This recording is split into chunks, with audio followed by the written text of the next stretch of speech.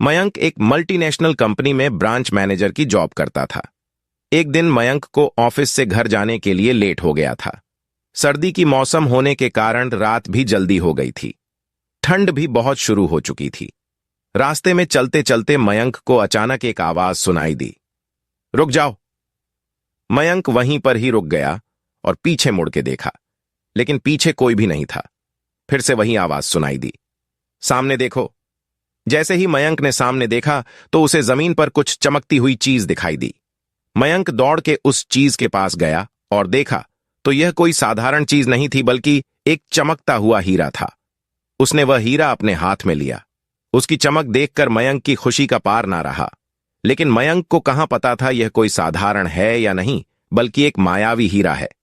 अचानक उस हीरे में से आवाज आई, अगर तुम्हें और हीरे चाहिए तो इस जमीन को खोदो। इस जमीन के नीचे बहुत सारे हीरे हैं।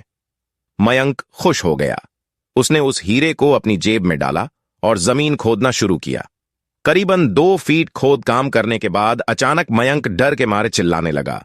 इसके कारण उसका संतुलन खो गया और जमीन पर गिर पड़ा, क्योंकि उस गड्ढे में से हीरे मोती नहीं बल्कि किसी इंसान का कटा हुआ सर मिला। अचानक वह सर हवा में उड़ने लगा और बोला, डरो मत, मैं तुम्हें कोई हानि नहीं पहुंचागा। मैं तुम्हें बहुत सारे हीरे जवेरात भी दूंगा। बस मेरी बात ध्यान से सुनो। मैं जहां जाता हूं वहां मेरे पीछे आओ। फिर वह सिर हवा में उड़ा और जंगल की ओर बढ़ने लगा। करीबन 1 किलोमीटर चलने के बाद वह सिर रुक गया। मयंक भी रुक गया। फिर उस सिर ने मयंक से कहा, इस जमीन के भीतर बहुत सारे हीरे मोती जवाहरात छुपे हुए हैं। इस जमीन पे खोद काम शुरू करो। मयंक खुश हो गया और उस जमीन को खोदना शुरू कर दिया। खोदते खोदते उस जमीन के नीचे हीरा मोती तो नहीं मिले, बल्कि उस सिर का कटा हुआ धड़ मिला। उस सिर ने कहा, अब तुम्हें एक आखिरी काम करना है, उसके बाद मैं तुम्हें माला माल कर दूंगा।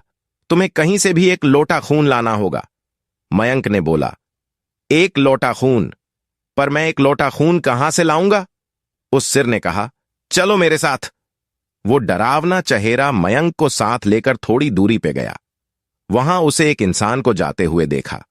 वो सिर बोला, उस इंसान को मारकर उसका खून ले आओ। मयंक डर गया और बोला, नहीं नहीं, यह मुझसे नहीं होगा। मैं यह नहीं कर सकता। अगर तुमने यह काम नहीं किया तो मैं तुझे बहुत बड़ी मुसीबत में डाल दूंगा। फिर तुम्हारी पूरी जिंदगी नर्क बन जाएगी। मयंक ने हाथ जोड़कर उसे कहा, मुझे माफ कर दो। अगर मैंने उसे मार तो मुझे पुलिस गिरफ्तार कर देगी और मुझे जेल जाना पड़ेगा। उस सिर ने अपने तंत्र मंत्र की शक्ति से एक छुरी और लौटा प्रकट किया और गुस्से से बोला, अगर तुम मेरा यह काम नहीं करोगे तो मैं तुम्हारे पूरे परिवार को मौत के गाड़ उतार दूंगा। मयंक ने मजबूरी में आकर उस आदमी को मार डाला और उसका खून लेकर उस सिर के पास गया। वो सिर खून को देखकर बहुत खुश हुआ और बोला, यह खून मेरे शरीर पे डाल दे। उस सिर के कहने पर मयंक ने खून को उसके शरीर पे डाल दिया। फिर कुछ ही देर में वो कटा हुआ सिर उस शरीर पे जुड़ गया। ये सब देखकर मयंक की हालत अब खराब होने लगी। वो उस भूत को देखकर काफी डर गया। जैसे ही वो भूत जिंदा हुआ तो जोर जोर से हंसने लगा और डरावनी आवाज में बोला, तुमने बहुत बड़ी गलती कर दी कि तुम्हें मुझे फिर से जिंदा कर दिया। अब मैं सिर्फ तुम्हें ही नहीं बल्कि इस पूरे शहर को मौत के गाढ़ उतार दूंगा। डर के मारे मयंक के मुंह से आवाज भी नहीं निकल रही थी। वो अपने जान बचाने के लिए वहां से दौड़ा, लेकिन उस भूत ने छलांग लगाकर मयंक को जमीन पे गिरा दिया और बोला, मुझे बहुत भूख लगी है, अब मैं तुम्हारा मांस खाऊंगा। जैसे ही उस भूत ने मांस खाने के लिए आगे बढ़ा कि तुरंत ही उसका सिर धड़ से अलग हो गया। मयंक समझ नहीं पाया कि आखिर यह चमत्कार हुआ कैसे। जब मयंक ने पीछे मुड़कर देखा तो एक अघोरी बाबा खड़े थे।